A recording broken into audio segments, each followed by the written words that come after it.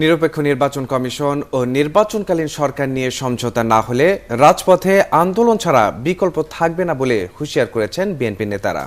তবে দল নিরপেক্ষ ব্যক্তিদের নিয়ে সার্চ কমিটি গঠন করে রাষ্ট্রপতি একটি গ্রহণযোগ্য নির্বাচন কমিশন গড়বেন বলে প্রত্যাশা বিএনপির। নির্বাচনকালীন সরকার নিয়েও রাষ্ট্রপতি সংলাপের উদ্যোগ নেবেন বলে আশা দলটির। শফিক আহমেদের প্রতিবেদন। নতুন নির্বাচন কমিশন গঠনের লক্ষ্যে বুধবার নিবন্ধিত ৩১টি রাজনৈতিক দলের সাথে সংলাপ শেষ করেছেন রাষ্ট্রপতি।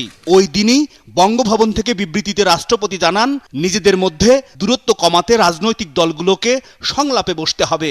রাষ্ট্রপতির এই বক্তব্যকে স্বাগত জানিয়ে বিএনপি নেতারা বলছেন, জাতীয় ইস্যুতে ঐক্যমত্য চান তারা। রাষ্ট্রপতি বলেছেন, সেজন্য তাকে ধন্যবাদ। আমরা আশা করব যে রাষ্ট্রপতি এই ব্যাপারে অত্যন্ত কার্যকরী পদক্ষেপ গ্রহণ করবেন। রাজনৈতিক ঝগড়া থাকবে, কিন্তু তারপরেও একসঙ্গে আলাপ করা রেওয়াজ। আমরা যদি পার্শ্ববর্তী ভারতের কথা ভাবি, তাহলে দেখা যাবে যে ঢাকা মাত্র আলোচনা হয়ে যায়, সেখানে কোনো শর্তও থাকে না। রাষ্ট্রপতি যে উদ্যোগ নিয়েছেন, অত্যন্ত সম্মানিত একজন ব্যক্তি। তিনি আওয়ামী লীগের হতে পারেন, উনি হয়তো শেষ পর্যন্ত আওয়ামী লীগ যা বলে তাই করবেন। Let us not think so. তবে নিরপেক্ষ নির্বাচন কমিশন এবং নির্বাচনকালীন সরকার না হলে রাজপথে আন্দোলন ছাড়া বিএনপির সামনে আর কোনো বিকল্প থাকবে না বলে জানান দলটির নেতারা।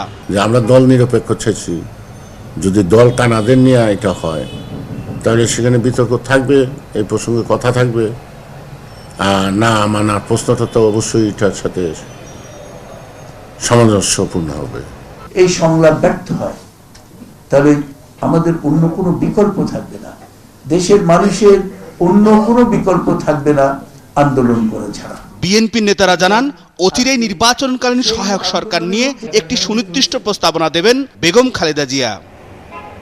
শফিক আহমেদ, ৭১, ঢাকা।